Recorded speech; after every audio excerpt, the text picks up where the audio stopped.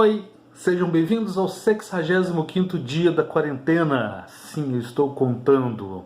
Louco para acabar esse troço, encontrar vocês ao vivo, morrendo de saudade.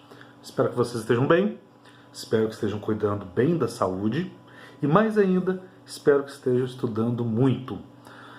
Na nossa última videoaula, nós terminamos falando da Revolução do Porto, que desencadeia uma série de eventos que levam ao fim do chamado período joanino aqui no Brasil em 1821. Pois bem, o que nós vamos ver hoje é o início de um novo período, uma nova fase para o Brasil. Tá? A história do Brasil é dividida em três grandes períodos: o período colonial, o Brasil Império e o Brasil República. Então nós terminamos o Brasil Colônia, começamos agora o Brasil Império. E o Brasil Império começa não com o primeiro reinado exatamente, mas com a regência do Dom Pedro, que no ano seguinte vai ser coroado Dom Pedro I. Esse Dom Pedro, o Pedrinho, tá? Ele foi, tadinho, deixado para trás quando o pai dele, Dom João VI, fez as malas e se mandou para Portugal, onde teve a Revolução do Porto. Tá? Então ele foi lá, pressionado pelo parlamento português, para assinar a Constituição de Portugal, uma Constituição de caráter liberal. E o Pedrinho, tadinho, ficou aqui abandonado e assumiu o cargo de regente do Brasil, que, vamos lembrar, não era mais uma colônia de Portugal, mas ainda não era um país soberano, independente. O Brasil era uma parte de Portugal, uma espécie de grande província de Portugal. Tá? Bom, acontece que, e aqui começa a nossa história, quando a burguesia de Portugal força a volta de Dom João VI para lá, e nós discutimos isso na nossa última videoaula, o objetivo dessa galera era, vejam só que safadinhos, recolonizar o Brasil. E, obviamente, existiam muitas pessoas interessadas nisso, muitas pessoas que lucrariam com isso. Vamos lembrar que nós estamos no começo do século XIX, quando começa uma nova onda de colonização. Tá? É o que a gente chama de neocolonialismo, e a Inglaterra está à frente dessa onda, e por trás dessa nova onda tem um contexto novo, que é o contexto da Revolução Industrial. Tá? Então a burguesia de Portugal falou: opa, peraí, nós temos o Brasil. O Brasil tem matéria-prima, o Brasil tem mercado consumidor. Tá? O Brasil era a esperança de Portugal alavancar uma revolução industrial própria e voltar a ser um grande protagonista político e econômico, que já não era desde o fim da União Ibérica. Bem, acontece que se tem gente que lucra com a recolonização brasileira, tem também aqueles que não estão interessados em voltar a ser colônia.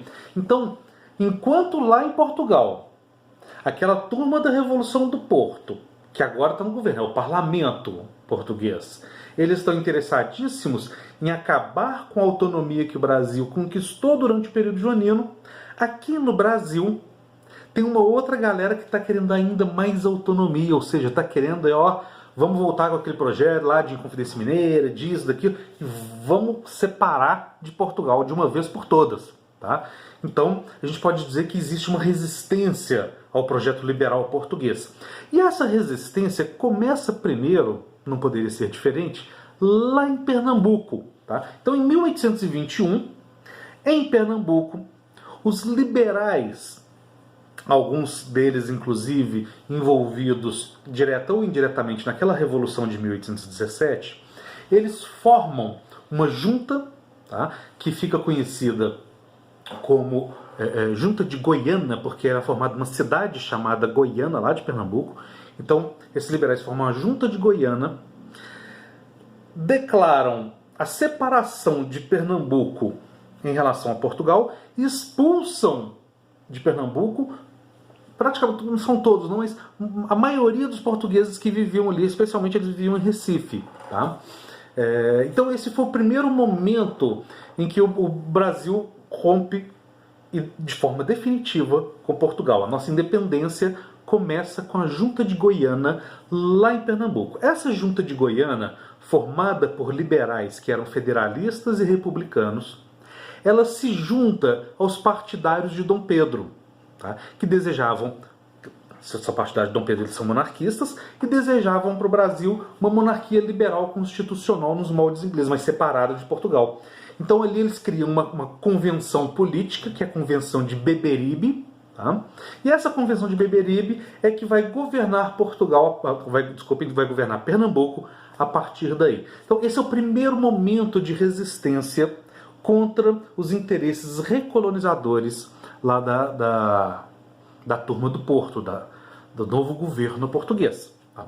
Bom, logo na sequência é formado um outro foco, dessa vez no Rio de Janeiro, capital. Tá?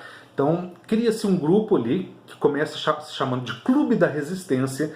Esse Clube da Resistência nós vamos começar a chamar daqui a pouco, porque é assim que vai aparecer nos vestibulares, de Partido Brasileiro. Tá? Mas eles se autodenominavam Clube da Resistência. O Clube da Resistência era formado por comerciantes brasileiros, latifundiários, profissionais liberais. Eram, via de regra, nascidos no Brasil e, via de regra, do Rio de Janeiro. Tá? Tanto uma elite urbana quanto uma elite rural, que organiza uma espécie de manifesto, um abaixo-assinado, chamado Petição do Fico, que falava: olha, Dom Pedro primeiro não tinha ainda, Dom Pedro, nós gostamos tanto de você, não vai embora, fica aqui, esses caras estão querendo te levar para lá de sacanagem, vão tomar o seu poder, já tomaram o poder do seu pai, então fica aqui com a gente, né? Lidere com a gente a nossa soberania. E o Dom Pedro recebe isso com milhares de assinaturas e ele se comove, ele fala: nossa, não sabia que vocês gostavam tanto de mim, obrigado aí, gente, valeu. E ele fala aquela famosa frase: se for para o bem geral da nação e felicidade de todos, diga ao povo que fico. E esse dia, que é o dia 9 de janeiro de 1822, ficou conhecido como Dia do Fico. E ele é um marco. Tá? Marco de quê? Ele é um marco do início do processo definitivo de independência do Brasil. A partir do Dia do Fico, vários acontecimentos vão se encadear, culminando lá com 7 de setembro, aquela coisa do grito do Ipiranga que nós vamos discutir ainda nesse bloco, mas no próximo vídeo. Bom, para a gente encerrar esse vídeo introdutório, logo depois que o Partido Brasileiro, né, o Clube da Resistência do Rio de Janeiro, ele faz essa pressão em cima do Dom Pedro, vem uma pressão do outro lado, de um grupo de portugueses, a maior parte deles que haviam vindo com o pai de Dom Pedro em 1808, tá? Então são comerciantes portugueses, são funcionários públicos, são militares, principalmente militares, tá? Que vão constituir um grupo político que a gente chama hoje de Partido Português. Vamos lembrar que naquela época não existia, aliás, existia a palavra, mas não no sentido que a gente dá hoje de partido.